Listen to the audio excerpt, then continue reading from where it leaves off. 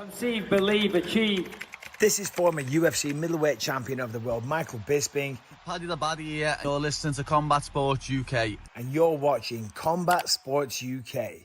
Brandon Warke here for Combat Sports UK. I am delighted today to be joined by Ammari Diedrick, who is fighting on Oktagon this weekend once again. Ammari, thank you very much for coming on. Very close to the fight. We're only a few days out. How's things going? It's a pleasure to be here, bro. I'm just war ready, bro. I'll be honest with you. You know what I mean? It's been a very long camp. Put the work in. Now it's time to see the final result of all the work we've been doing, you know. So it's going to be a fun night, man, at the end of the day, you know. So, yeah, man, I'm ready. When do you head out to Slovakia then? Tomorrow morning. So tomorrow morning I'll be gone. Land there at 3 o'clock, I think. And then that's it. The fight week really commences from then, you know what I mean? You get the feels properly, then see your opponent, you know what I mean? Just feel a vibe for him, see what the country like, just understand the lay of the land, you know, so, yeah.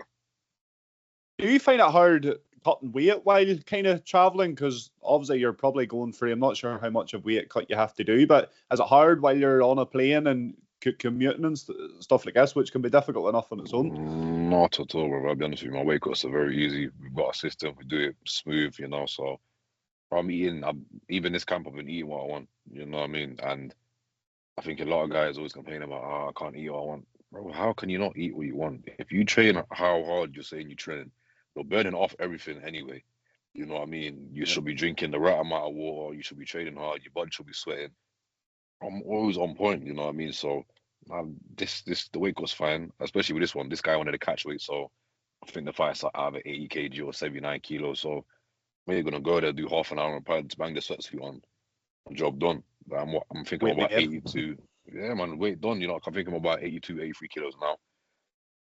And that's easy work, you know what I mean? So all in all, I walk around about 89, but when we get close, I just make sure, okay, still kind of eat what I want, but let's say I'll just half the portions a bit, but I'm still eating the exact same food that I'm eating, but just half it a bit, you know what I mean?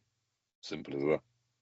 It sounds like you've got it down to a T. Obviously, your fight before last, it was a loss against Mate Cortez. You went away. You got the win last time out against Daniel Remek. What a finish that was, right on the buzzer. That was a class finish. Do you think if you get this win over Robert Pukash, do you think you'll enter talks and they fighting in the rankings again? Obviously, Mate Cortez was just inside the rankings.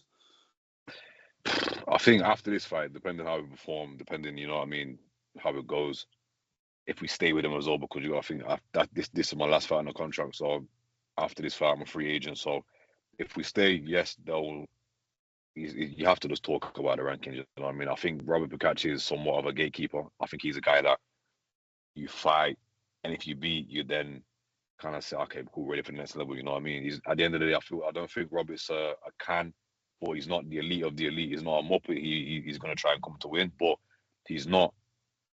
It's nothing I've not seen before at the end of the day. You know what I mean? So regarding the grappler side of things that he said off for Curtis before, he was a grappler, you know what I mean? So where this guy now, he's somewhat of an all-round. He's going to try to throw a few strikes. He might try to get a cheeky takedown, but if you go through him and perform properly, then of course, man, you got to talk top 10. And with Curtis being there, I'd love to get a rematch, you know what I mean? It would be, yeah, I'm not interested in fighting anyone else in the top 10 until I beat him first, you know what I mean? You can't talk about, yeah, let's go top 5, top 3 if you then still got a loss from someone who's in the top 10, you know what I mean? That's was my way of doing things. Yeah, and it definitely makes sense. It would be nice to see you run the back. You just mentioned there that your contract's up after this fight. In an ideal world, what would you like? Would you like to be re-signed, or would you like to look elsewhere? Or you know what? I'll be honest with you. It's a tough one, you know, because then you're like, okay, I'm 29, I'm 30 next year. Do we try and make the UFC run, or do we stay back another year with Oktagon, stay with them, and you know what I mean, try become a star within this organization, or do we then say, you know, we've kind of done what we've done in the European scene, let's try to go on to UFC, you know what I mean? And for me as well, being from a small city in Derby, it'd be good to be the first guy from Derby to be in the UFC. So there's a lot of things to think about, you know what I mean? And I've just got to make the right decision for myself. It's not about anyone talking in my ear or anything. This is about me, and I'm doing what's right for me. You know what I mean? So say I do get this win on Saturday, and Octagon come to me with a stupendous number, a crazy figure, then you're like, okay, the aim of the game is to make as much money as you can and get out. Whereas if you go UFC, you know exactly, you already know what you're getting. You've then got to work a bit harder to try and get that extra amount. So it's just, yeah, I don't know. I'm gonna just think about it and see what we do and just go from there. Do you feel like you are at a kind of pivotal stage in your career? Obviously, coming from kickboxing, you started a bit later on in MMA. Do you feel like you have to make these decisions now? And do you feel like it's vital, or do you feel that if you did have a few more fights with Oktagon, picked up a few wins, climbed inside the rankings in the UFC, came calling then, do you still think you'd have plenty of time to go and make a run at it? You know what? The way you just put it then, even that makes sense. So imagine like now, could we say about to go and we get into the top 10 and we have a run? Let's say we even go for a title run. UFC cannot ignore someone like me then, especially if you go out there and perform how we need to perform, which is nothing but fast aggression, violent fights. You know what I mean? UFC needs that. You know what I mean? The welterweight division in UFC is just stale. It's boring. Everyone's just a wrestler now. Well, you know what I mean? There's no excitement in the welterweight division. So I think if we make enough noise and do what we need to do, we can still go to the UFC, whether it be next year or the year after. You know what I mean? So again, it's just what comes first. Does Octagon come with a crazy figure, or do we get the opportunity? And I think that's what it is. You know what I mean? They're definitely both two good options. Octagon, I'm going to touch on this just a bit later on, but some of the shows they're doing in Europe is probably an experience you actually wouldn't get in the UFC, which is pretty mad, they say. Obviously, last time out, you got a finish over Remake just on the buzzer. Great KO it was. How did it feel doing that in front? It wasn't your home crowd, but it was nearly a home crowd. It was emotional purely in the fact of it was at home, first of all, and then because of the loss that I had to Kurtesh in the fight beforehand. So you know what I mean? Again, after a loss, you always go back and you somewhat doubt yourself to a certain degree. You think, okay, can I really do this? You know what I mean? Am I just a hype job? And you know what I mean? So you just go there, you have to kind of sit back, just be in a dark place, think about, okay, what do you really want? So then to go out there and do what I did to a guy that's never been finished either, because he's never been knocked out, and we finished him like that. It speaks volumes at the end of the day, because at the end of the day, again, Daniel was not a muppet. He's someone who's had 70 Thai boxing fights. He's doing his thing in MMA. He was a big lad as well, you know what I mean? And went out there and did a job on him. So yeah, the performance itself was amazing. We made a game plan, we stuck to it, and it was just executed perfectly at the end of the day. As you say, it was an absolutely perfect night for you. You kind of mentioned there that your mindset might have changed after the defeat and you have to pick yourself up. Does your self-belief ever waver in yourself? Obviously, as a fighter, you have to have great self-belief.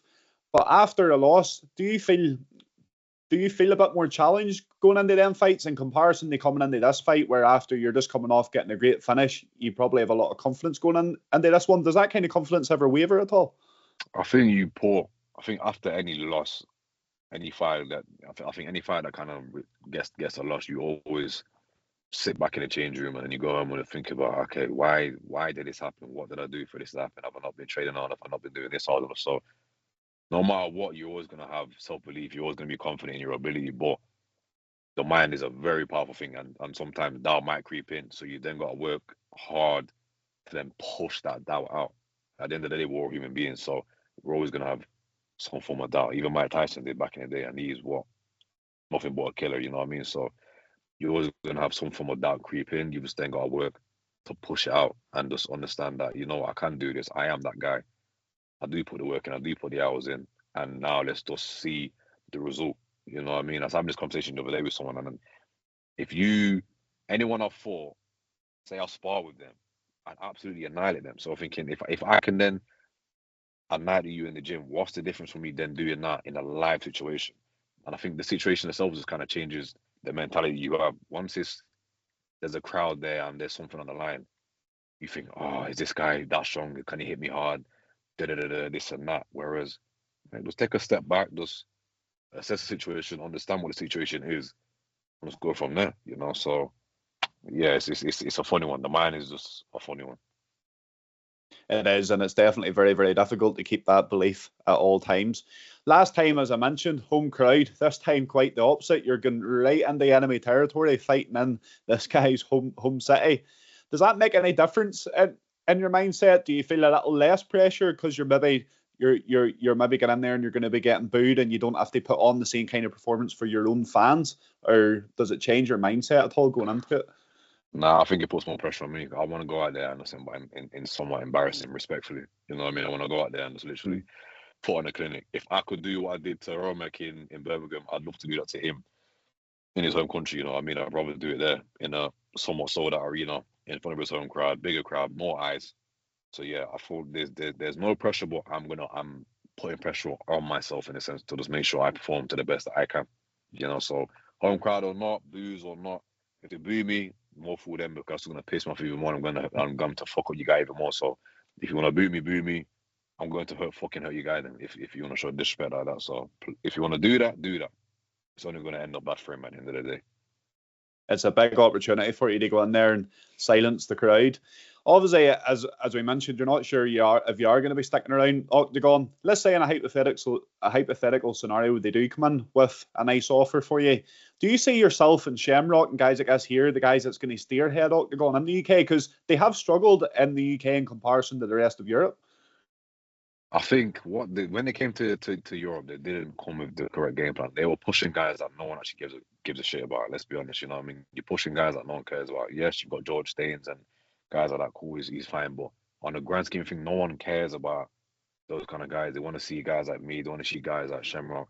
They had Dennis Frimpong. He was another talker. They could have kept him as well. But if they come here and have the right game plan, go to the right cities. I mean, you come to the UK, you've got Shamrock. You're not going to Liverpool.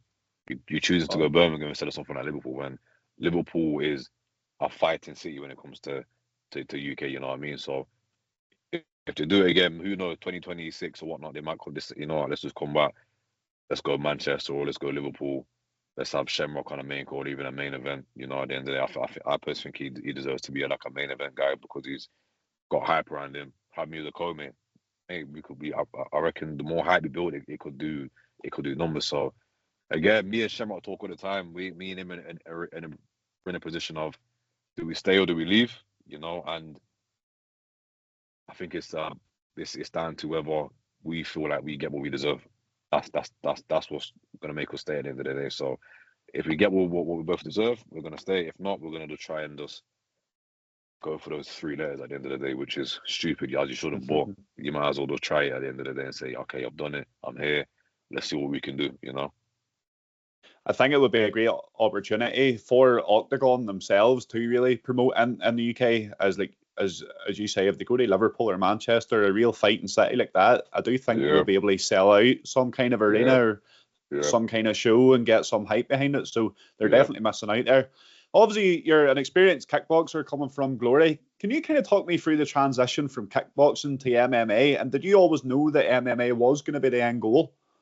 Never, I'll be honest with you. Most of my teammates, from like the rough house days, so like the old school MMA guys, they always said, "Oh, you'll go MMA one day." I said, "Never in my life am I going to do MMA. I don't want to do that gay wrestling, that jiu-jitsu." I don't know. I was so against grappling. Then as the years have gone on, I started to dabble in wrestling a bit more, and I fell in love with wrestling. So then I was like, okay, when I was signed to Glory, I was wrestling at that time. I was like, okay, I'm enjoying this. But in my head, I thought, no, I want to stay with Glory. I'm a kickboxer. I'd love to be a Glory World Champion. COVID came around, and then obviously everything else was just kind of stopping, and UFC is the only thing that's alive and well. So for me, I was thinking, you know, at the end of the day, I'm a combat athlete. My sport, my career is not going to die, regardless of what rules say. So for me, I want to keep fighting. So I just made a decision. Let's just go do MMA, and then from there, in 7 or so fights, I've become quite a big name. You know what I mean, in the European scene. So yeah, it was the right decision to make. The opportunities have been crazy. You know, I'm somewhat changing my life slowly. It's getting there. You know, so for me, it's the right move. Everyone always says, "Oh, would you ever go out to kickboxing?" No, I wouldn't do it. I'll be honest with you. If Glory came now and said, "Oh, you don't have a," right now, it just does nothing for me. You know what I mean? MMA is where it's at, and I think this is where my legacy is gonna lie and just solidify itself at the end of the day. It is interesting the way you mentioned there, that kind of transition from not wanting to do it to now enjoying it. Could you comfortably say now that you do enjoy grappling and you do enjoy that side of the training? Mate, I wrestle more than I do pads. I'll be honest with you. I'm literally wrestling. If not every other day, I'm wrestling. This is wrestling.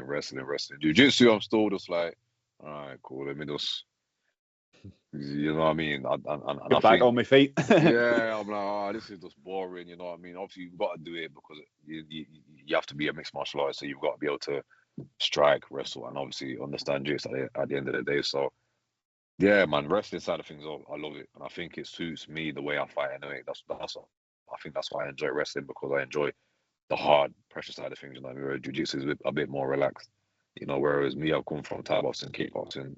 Those two sports are hard, and then you go wrestling, that's hard as well. So I respect it. You know what I mean? Purely on the fact of how much work you have to put in, how strong it makes you, how fit it makes you. So yeah, grappling, I love it, man, 100%. How do you ensure that obviously your striking is well above your grappling just because of the career that you had?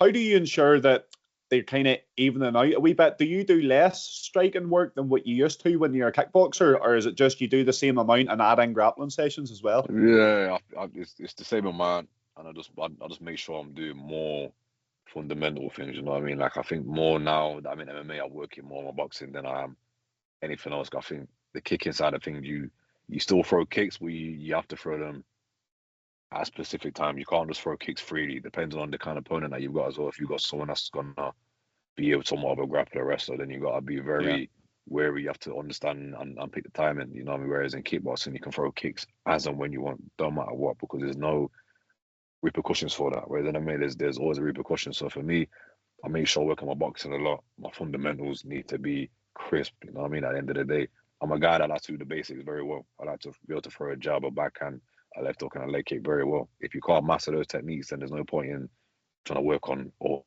this other flashy shit. You know, I'm a basic guy. I like to just do the basics well and just hurt people at the end of the day with those basics. So nah, my striking is worked on just as much as the wrestling.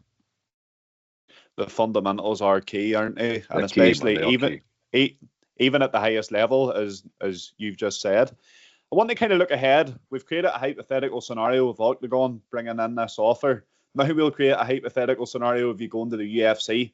Let's give it 3 or 4 years. You're in the UFC. How far do you envision yourself going? Do you see yourself becoming a world champion, or is it just about getting in, getting some big fights, making some money, and getting out of the game? How far do you see yourself going? You see, with UFC, it's a hard one because you can't even go into that organization and say, okay, I want to be world champion. I feel like they pick whether you can even fight for the title first of all. I think going to the UFC, you have to understand, okay, you have to go there with a game plan. First of all, yes, you have to be a good fighter, but also you have to make sure you've got a brand that they can sell for you to even be able to be in some form of title contention. Because in UFC, it's not about being the best fighter no more. It's about, okay, can he put bums on seats? Can he bring in pay-per-view numbers? And that's what it's got to be. So for any fighter trying to go to the UFC and you say you want to be top 10, you want to be a title contender, you then have to make sure your brand is very much built, and then you go to the UFC and you make it even more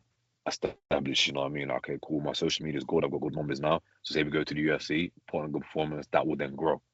You know what I mean? So you have to have something to kind of have in the first place. You don't want to go in there and have no fan base and have to kind of create one in UFC. You want to go there with somewhat of a fan base and then build it from there. You know what I mean? So if we did go UFC, I'd love to be world champion, and that's the whole point. But you have to then understand, okay, what have we then got to do also to build the fan base? You know what I mean? Yes, okay, cool. Can I go out there and start knocking guys out? Is that going to work? Or have we then got to knock guys out and then, I don't know, maybe do things outside to then bring other guys in? Have you then got to showcase your personality a bit more? Have you then got to have some form of alter ego to then draw more fans in? You know what I mean? There's a lot of things you have to do when you go to UFC, whereas with Octagon, you ain't got to do that. You can just be yourself to a certain degree. You still got a self in. People still want to see you. You still want to talk a bit, but you've not got to kind of sell your soul in a way. Whereas with UFC, you might have to sell your soul a little bit or show a bit more of your personality that you don't want to show. You know what I mean? So, yeah.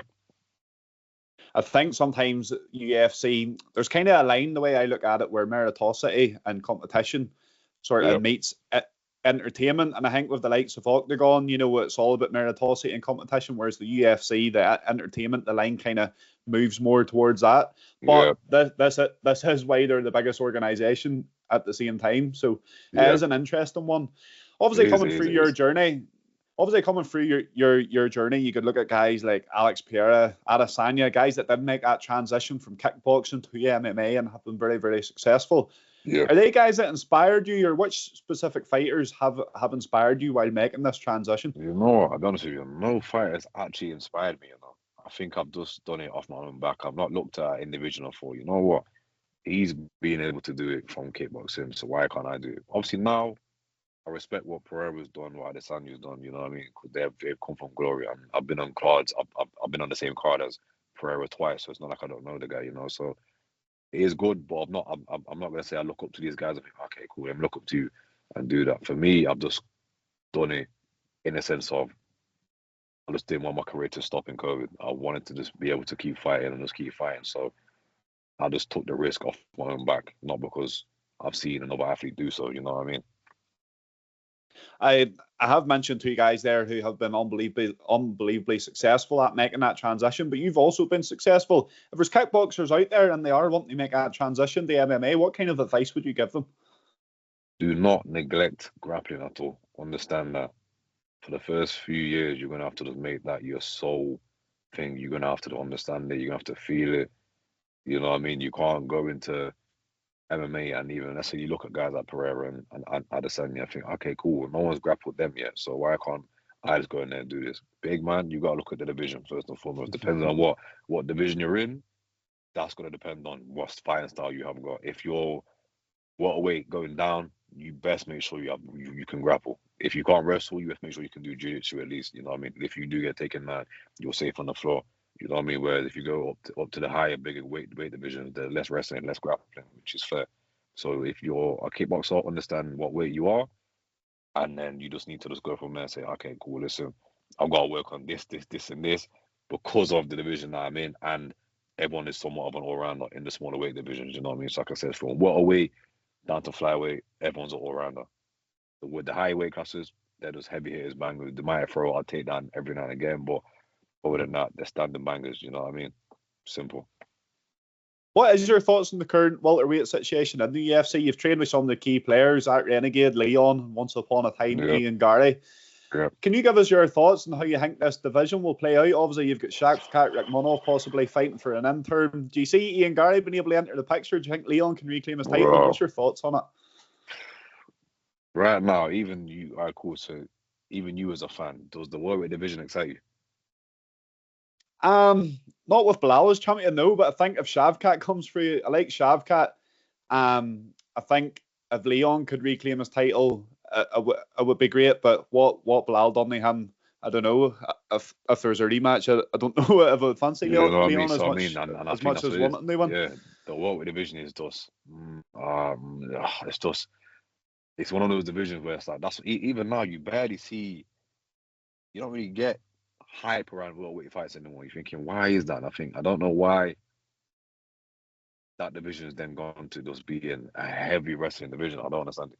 I don't get why we should be the most aggressive division out there. We're in the middle of being strong, heavy hitters, athletic, fit, fast. You know what I mean? And fast, you know what I mean? But everyone's playing it safe. If there's a way to get you down and lay on you, they're gonna just do that and lay on you at the end of the day. So I don't know. Right now, it's in my opinion, it's a stale division.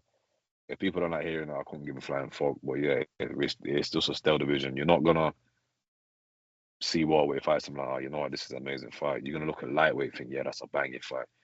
You look at the top 10 in lightweights, everyone's just scrappers. They're ready to lay it down on the line. And if you look at top 10 in UFC, everyone's like, okay, cool, let's play this safe. Let's do the grappling thing. You know what I mean? Which is annoying, but yeah, it's one of those divisions. It's a grey area right now. I'll be honest with you, it's a very grey area.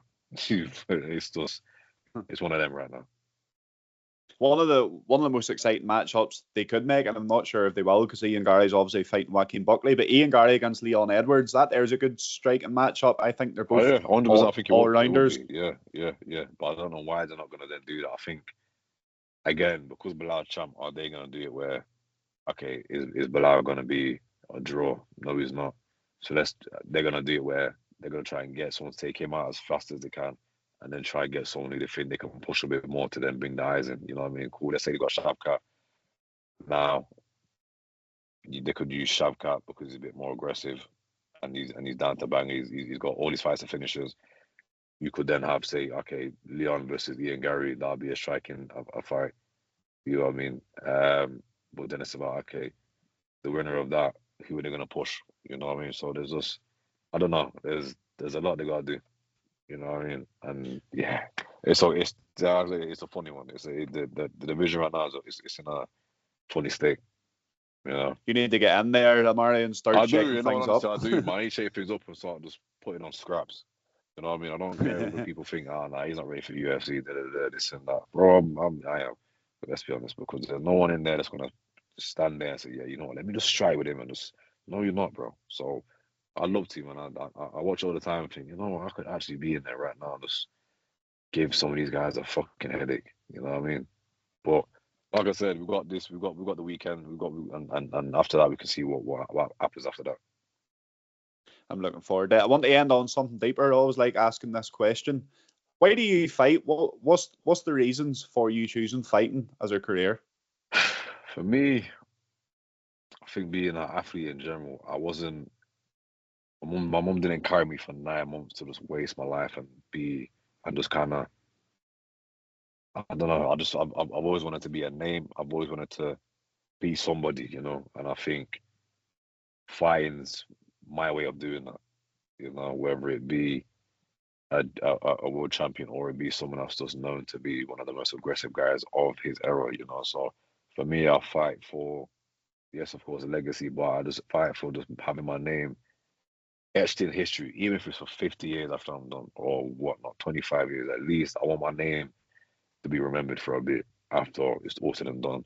I'm buried and I'm gone, and my kids are here, you know what I mean? So for me, yeah, I need the history. That's what it is. I need to not being born just to be here, you know what I mean? I'm trying to be something more than just a human being, you know what I mean? I'm not just trying to just live and just, okay, let's just live, do this, we die and that's it, we're forgotten. Nah, man, I'm trying to be something more than that, you know? So yeah, for me, I need my name in history. That's what it is for me. And you make the next step into doing that on Saturday night.